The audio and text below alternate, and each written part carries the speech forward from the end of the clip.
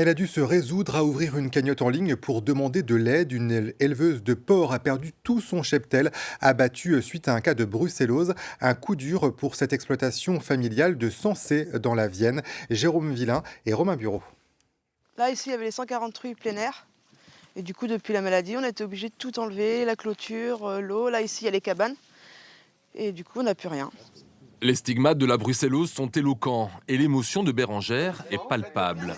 Il faut dire qu'il y a 6 ans, voilà à quoi ressemblait cet élevage. 140 truies qui mettaient bas en extérieur pour le plus grand bonheur de tous. Mais la proximité des sangliers dans les bois alentours a provoqué une contagion à la brucellose. Tout le cheptel doit donc être éliminé, ce qui a été fait ici au printemps dernier. Il y a quand même un affect avec l'animal. Donc du coup, c'est compliqué d'aller les voir. On en pleure quand on va les voir. Enfin, moi, je leur parlais, je dis, mes pauvres bêtes, vous allez partir, quoi.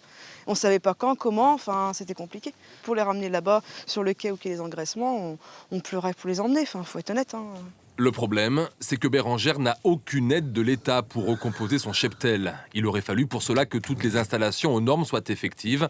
C'était le cas pour la maternité flambant neuve, mais il manquait à l'époque les clôtures autour du champ désormais en place. Pas d'indemnité, il faut donc trouver de l'argent, 55 000 € pour acheter 140 truies, d'où la nécessité de faire une cagnotte en ligne. Pour nous, c'était très compliqué. On a un peu honte de faire ça, en fait. Parce qu'on n'est pas habitué. Donc, voilà. Comme quoi, c'est faire l'aumône? Ouais, c'est ça. Ouais, de faire la manche, l'aumône, enfin, oui. Puis on s'est toujours débrouillé jusqu'à maintenant. Et en fait, c'est une injustice pour nous. Enfin, on se dit que c'est pas de notre faute et on en paye le prix fort, aussi bien pour nous privés que pour l'exploitation. Grâce à la cagnotte et à sa banque, Bérengère va pouvoir réceptionner ses premières truies en fin de semaine prochaine, après plus de 7 mois d'inactivité.